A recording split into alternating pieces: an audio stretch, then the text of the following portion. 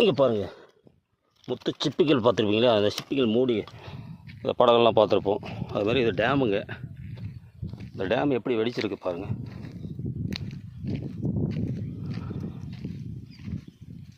பரவலாக காணப்படுகிறது, சிப்பிகள் மூடிகள் போல் காணப்படுகிறது.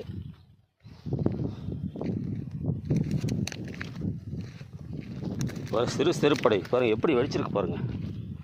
இந்த வெடிப்புகள் தான் அந்த செருப்படை மூலிகைகள் அதிகமாக காணப்படும்.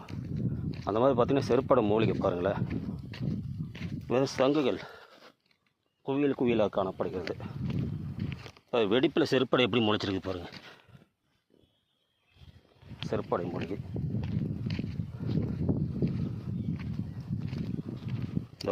இந்த டேம் எப்படி வெடிச்சிருக்கு பாருங்கள். தண்ணீர் இல்லாதனால காலு கூட பார்த்து தான் வைக்கணும் மாட்டேது நம்ம.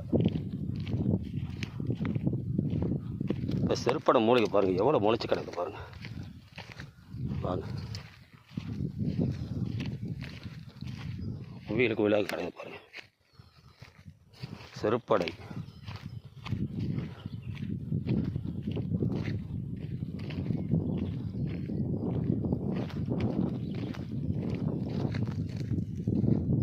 பாருங்க பாருங்கள். செருப்படை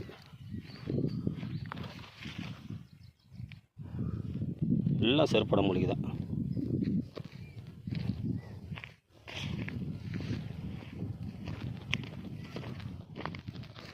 பாருங்கள் டேம் இது.